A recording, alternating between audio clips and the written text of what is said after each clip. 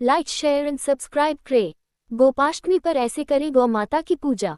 अष्टमी तिथि को ब्रह्म मुहूर्त में उठकर सबसे पहले स्वयं स्नानादि करना चाहिए और भगवान कृष्ण के समक्ष दीप प्रज्वलित करें।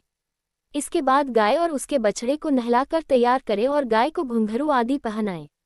गाय को आभूषण या फूलों की माला पहनाकर श्रृंगार करें। गौ माता के सींग रंगकर उनमें चुनरी बांधे। अब गाय भलीभांति गाय का पूजन करें और भोजन कराएं। इसके बाद गाय की परिक्रमा करें। गोधूली बेला में पुनः गाय का पूजन करें और उन्हें गुड़, हरा चारा आदि खिलाएं। यदि आपके घर में गाय न हो तो किसी गौशाला में जाकर गाय का पूजन कर सकते हैं। विज्ञापन। गोपाष्टमी की कथा। मान्यता के अनुसार कान्हा जिस दिन गौ चराने के लिए पहली बार घर से निकले थे वह कार्तिक मास में शुक्ल पक्ष की अष्टमी तिथि थी, इसलिए इस तिथि को गोपाष्टमी के रूप में मनाया जाता है। गोपाष्टमी की पौराणिक कथा के अनुसार जब श्री कृष्ण 6 वर्ष के हुए तो यशोदा जी से कहने लगे, मैया अब मैं बड़ा हो गया हूँ। यशोदा जी प्रेम पूर्वक बोली, अच्छा लल्ला अब तुम बड़े हो गए हो तो बताओ अब क्या करें। इस पर कन्हैया बोले, अब मैं बछड़े चराने नहीं जाऊंगा, अब मैं गाय जाऊंगा। इस पर यशोदा जी ने कहा, ठीक है बाबा से पूछ लेना। अपनी मैया के इतना कहते ही झट से कृष्ण जी नंद बाबा से पूछने पहुंच गए।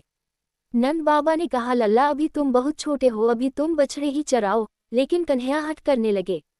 तब नंद जी ने कहा, ठीक है लल्ला तुम पंडित जी को बुला लाओ, वो गोचारण का मुहूर्त देखकर बता देंगे। बाबा की बात सुनकर कृष्ण जी झट से पंडित जी के पास पहुंच गए और बोले, पंडित जी आपको बाबा ने बुलाया है, गौचारण का मुहूर्त देखना है, आप आज ही का मुहूर्त बता देना, मैं आपको बहुत सारा माखन दूंगा। पंडित जी नंद बाबा के पास पहुंचे और बार बार पंचांग देखकर गणना करने लगे। तब नंद बाबा ने पूछा, क्या बात है पंडित जी, आप बार बार क्या गिन रहे हैं। तब पंडित जी ने कहा, क्या बताएं, गौचारण के लिए केवल आज का ही मुहूर्त निकल रहा है, इसके बाद तो 1 वर्ष तक कोई मुहूर्त नहीं है। पंडित जी की बात सुनने के बाद नंद बाबा को गौचारण की स्वीकृति देनी पड़ी। उसी दिन भगवान ने गौचारण आरंभ किया। ये शुभ तिथि कार्तिक मास में शुक्ल पक्ष अष्टमी तिथि थी। भगवान के द्वारा गौचारण आरंभ करने के कारण ये तिथि गोपाष्टमी कहलाई। एक अन्य मान्यता के अनुसार कहा जाता है कि कार्तिक मास में शुक्ल पक्ष की प्रतिपदा से लेकर सप्तमी तक भगवान श्री कृष्ण ने अपनी उंगली पर गोवर्धन पर्वत को उठाए रखा था।